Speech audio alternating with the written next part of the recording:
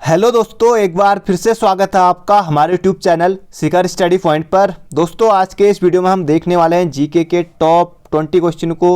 ये वीडियो दोस्तों हमारी शाम को हर रोज़ आती है और 20 क्वेश्चन इसमें रहते हैं। वीडियो की बात करें तो 10 से 15 मिनट की आपका लगभग इसमें टाइम जाता है। आप लोग कहेंगे कि टाइम दोस्तों बर्बाद हो रहा है, पर टाइम आपका यहाँ इन्वेस्ट हो जाएगा 10 से 15। चाहें तो आप स्पीड बढ़ा के देख सकते हैं। जल्दी रहते हैं क्विज के रूप में और 20 क्वेश्चन रहते हैं। आप कितने सही हुए आप कमेंट बॉक्स में निश्चित रूप से बता सकते हैं दोस्तों। तो शुरू करते हैं। ये जो दोस्तों ये हिंदी से संबंधित है और इसका वीडियो मैंने कुछ टाइम पहले कुछ घंटे पहले अपलोड किया है। अगर आपने नहीं देखा है तो आप उसे देख सकते हैं दोस्तों। और इसका सही उत्तर हो जाएगा अनौपचारिक पत्र। तो यहाँ पर आपने अभी तक तो इसका उत्तर पढ़ भी लिया होगा, देख भी लिया होगा। तो शुरू करते हैं आज के इम्पोर्टेंट क्वेश्चन। तो ये है दोस्तों आज का हमारा पहला प्रश्न है। भारतीय संविधान में समानता का अधिकार 5 अनुच्छेदों द्वारा प्रदान किया गया है।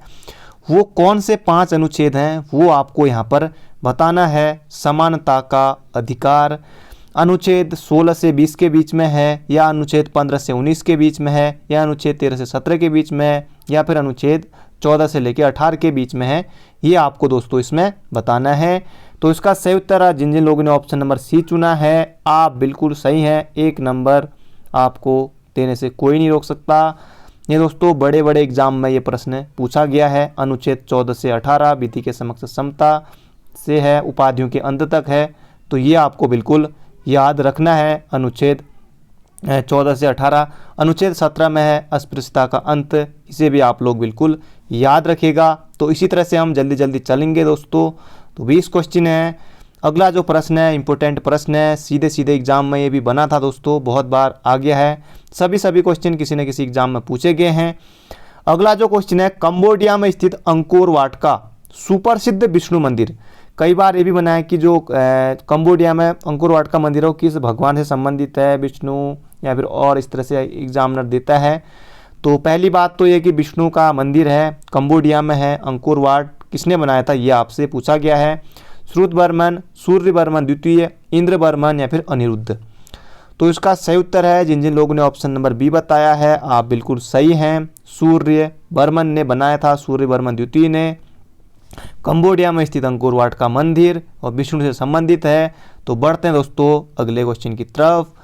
अगला क्वेश्चन बहुत ज़्यादा इंपॉर्टेंट एग्जाम में आया हुआ प्रश्न है। भारत में प्रथम तेल कुआं यहाँ पर आपको भरना रहेगा। मैं खोदा गया था डिगबोई में, बॉम्बे में, मोरान में या फिर नहर कटिया में। तो यहाँ पर आ जाएगा हमारा डिगबोई असम में है। तो यहाँ पर भरेंगे हम। तो ये आपको बिल्कुल याद रखना है। अगला क्वेश्चन है, ये भी एग्जाम में आया था दोस्तों। विश्व मानक समय है रेड-विच, ग्रीन-विच, ब्लू-विच, इनमें से कोई नहीं। तो ये सभी विच हो रहा है पर कोई नहीं, इनमें से कोई नहीं। तो ये भी नहीं होगा। ब्लू-विच, रेड-विच ऐसा कुछ नहीं है। तो ये ग्रीन-विच है। ये आपको बिल्कुल याद रखना है। जो विश्व मानक है, मानक समय है, टाइम स्टैंडर्ड जो है, तो ये है ग्रीनविच। आपको बिल्कुल याद रखना है ऑप्शन नंबर बी। तो अब बढ़ते हैं अगले क्वेश्चन की तरफ। अगला क्वेश्चन और ये भी बहुत ज़्यादा इम्पोर्टेंट प्रश्न है। नालंदा विश्वविद्यालय में रत्न सागर क्या था? नालंदा विश्वविद्यालय दोस्तों ये जो बिहार में है, ये आपको बिल्कुल याद रखना है। और नालंदा विश्वविद्यालय में रत्न सागर क्या था? अध्यापक था कोई पढ़ाने वाला, या फिर एक विषय था, या फिर छात्रावास था रहने वाला, या फिर पुस्तकालय था जो पुस्तक जहाँ होती है पुस्तकालय। तो दोस्तों इसका सही उत्तर हो जाएगा अध्यापक। आपने ऑप्शन हटा दिया होगा, विषय भी हटा दिया होगा, छात्रावास, और इसमें से आप कन्फ्यूज हो रहे होंगे, छात्रावास भी नहीं था। तो ये रत्न सागर जो था एक पुस्तकालय था नालंदा विश्वविद्यालय में। तो आप लोग बिल्कुल याद रखेंगे, एग्जाम में आया हुआ प्रश्न है ऑप्शन नंबर ए।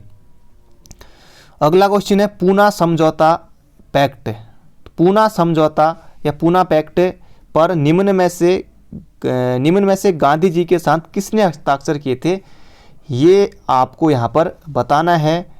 तो पूना पैक्ट दोस्तों ये ऑप्शन ए है एम.एन. रॉय, मोहम्मद अली जिन्ना, जवाहरलाल नेहरू या फिर इनमें से कोई नहीं।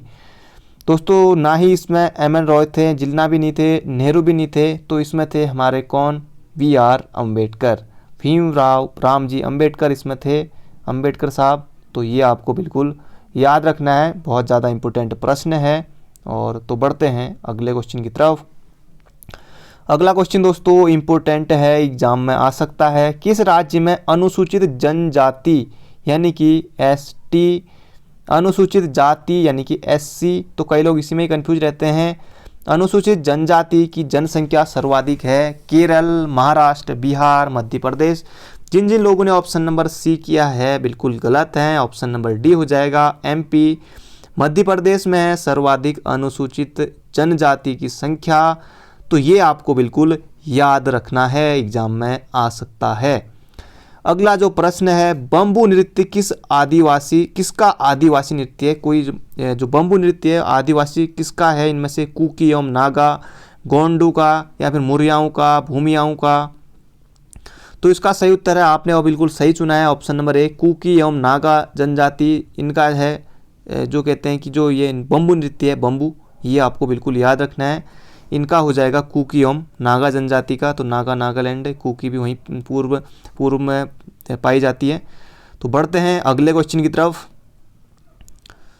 अगला क्वेश्चन है, पहला आधुनिक ओलंपिक खेल आयोजित हुआ था लंदन में, पेरिस में, स्टॉकहोम में, एथेंस में। तो जिन जिन लोगों ने ऑप्शन नंबर ए सोचा है आप बिल्कुल सही हैं। पहले जो आधुनिक ओलंपिक खेल थे दोस्तों जो इनका आयोजन हुआ था, ये हुआ था एथेंस में। अगला क्वेश्चन है, एनजीटी का पूर्ण रूप क्या है? ये आपको यहाँ पर बताना है दोस्तों, एनजीटी का पूर्ण रूप क्या है। बहुत ज़्यादा इम्पोर्टेंट क्वेश्चन है, एग्जाम में सीधे सीधे आया था ये प्रश्न। National green tribunal, national green tribe, new journal tribunal, या फिर नेशनल ग्रीन ट्राइब।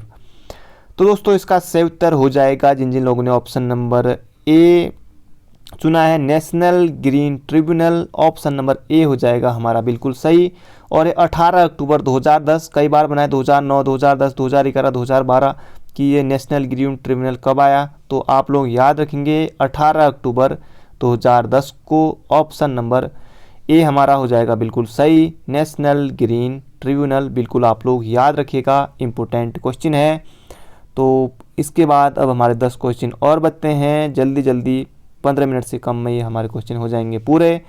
अगला क्वेश्चन है दोस्तों, अगर आप उत्तराखंड पुलिस या वीडियो बीपीडीओ कनिष्ठ सहायक कोई सी भी एग्जाम की तैयारी करते हैं तो इसे प्रैक्टिस के रूप में आप ले सकते हैं। अगला क्वेश्चन है कि किस सिख गुरु ने गुरुमुखी लिपि प्रारंभ की थी? बहुत ज़्यादा इंपॉर्टेंट क्वेश्चन एग्जाम में आया हुआ, गुरु नानक, गुरु अमरदास, गुरु अंगद, गुरु रामदास। तो गुरु लिपि दोस्तों ये हो जाएगी Guru Angad, option number C जो है वो हमारा 100% बिल्कुल सही है। तो आप लोग भी बिल्कुल याद इसको रखेंगे। अगला जो इंपॉर्टेंट क्वेश्चन है, आग्नेय चट्टान का उदाहरण है, बालू पत्थर है, संगमरमर, क्वार्टजाइट, या फिर बेसाल्ट। तो जिन जिन लोगों ने ऑप्शन नंबर डी चुना है आप बिल्कुल सही हैं दोस्तों, ये हो जाएगा बेसाल्ट, आग्नेय चट्टान का उदाहरण है, आप लोग बिल्कुल याद रखिएगा। तो बढ़ते हैं अगले क्वेश्चन की तरफ। अगला क्वेश्चन है, प्रथम वित्त आयोग के अध्यक्ष कौन थे और वर्तमान वित्त आयोग के अध्यक्ष कौन हैं? तो प्रथम वित्त आयोग के अध्यक्ष कौन थे? के.सी. नियोगी, या एन.के. सिंह, के. संतानम, या फिर ए.के. चंदा। तो इसका सही उत्तर हो जाएगा प्रथम वित्त आयोग के अध्यक्ष कौन थे। अगर एग्जाम में आपको आता है तो आप बिल्कुल के.सी. नियोगी पर ही टिक करेंगे, बिल्कुल आप लोग याद रखेंगे, इंपॉर्टेंट प्रश्न है। एन.के. सिंह दोस्तों 15वें वित्त आयोग के अध्यक्ष हैं, क्या पता ये भी आपके एग्जाम में पूछा जा सकता है, 15वें वित्त आयोग के अध्यक्ष कौन हैं? तो एन.के. सिंह हैं, ये भी आप लोग बिल्कुल याद रखिएगा कि आप ये नहीं कह सकते कि ये नहीं बताया। तो एन.के. सिंह और के.सी. नियोगी जो प्रथम वित्त आयोग के अध्यक्ष कौन थे, ये तो खैर कई बार बना ही बना है। अगला जो क्वेश्चन है, भारत विदेश व्यापार संस्थान स्थित है, ये आपको बताना है, नई दिल्ली, हैदराबाद, मुंबई, या फिर अहमदाबाद। तो भारत विदेश व्यापार संस्थान स्थित है दोस्तों मुंबई में नहीं है, नई दिल्ली में है, ऑप्शन नंबर ए हो जाएगा हमारा बिल्कुल सही। तो आप लोग बिल्कुल याद रखिएगा। अगला क्वेश्चन है, सुएज नहर का निर्माण कब प्रारंभ हुआ था? दोस्तों आयोग पूछ चुका है इस प्रश्न को भी, सुएज नहर का निर्माण कब प्रारंभ हुआ था? 1869, 1854, 1874, 1896। तो इसका सही उत्तर हो जाएगा 1854 में, 1869 में इसका निर्माण कार्य हो गया था पूर्ण। 1869 सुनते ही आपके देखते ही आपके मन में गांधी जी का जन्म भी याद आ जाता होगा। 1854 में रेल भी चली थी लॉर्ड डलहौजी के टाइम, ये भी 1874 में रैमजे के समय जो राजस्व पुलिस व्यवस्था भी लागू हुई थी। तो ये आपको बिल्कुल याद रखना है। तो बढ़ते हैं अगले क्वेश्चन की तरफ। अगला क्वेश्चन है, ये भी बहुत ज़्यादा इंपॉर्टेंट क्वेश्चन है। वर्तमान में राष्ट्रीय आय समंकों की गणना किस आधार वर्ष पर की जा रही है? बहुत ज़्यादा इंपॉर्टेंट क्वेश्चन है। 2004-5, 1993-94, 1990 या फिर 91, 1980-81 या फिर 1970-71। तो दोस्तों इसका सही उत्तर हो जाएगा 2004 और 5। इस गणना के आधार पर वर्तमान में जो राष्ट्रीय आय समंकों की गणना किस आधार वर्ष पर की जा रही है? तो 2004-5 आप लोग बिल्कुल याद रखेंगे। तो बढ़ते हैं अगले क्वेश्चन की तरफ। अगला क्वेश्चन है, ड्रेन का सिद्धांत प्रतिपादित किया था? धन निष्कासन का सिद्धांत बाल गंगाधर तिलक, गोपाल कृष्ण गोखले या फिर गोविंद रनाडे या फिर दादा भाई नौरोजी। तो इसका सही उत्तर हो जाएगा दादा भाई नौरोजी। बिल्कुल आप लोग याद रखेंगे, कई बार एग्जाम में ये प्रश्न बनता है। राष्ट्रीय जो भारत की आय इसकी गणना की थी इन्होंने, 20 रुपये बताई थी उस समय। तो ड्रेन का सिद्धांत हो जाएगा दादा भाई नौरोजी। अगला क्वेश्चन है, अखिल भारतीय हरिजन संघ के संस्थापक कौन थे? ये आपको बिल्कुल बताना है। महात्मा गांधी, अंबेडकर, जगजीवन राम या फिर इनमें से कोई नहीं। तो जिन जिन लोगों ने ऑप्शन नंबर बी बताया है ये बिल्कुल आप लोग गलत हैं। तो इसका सही उत्तर है महात्मा गांधी। अखिल भारतीय हरिजन संघ के संस्थापक थे महात्मा गांधी।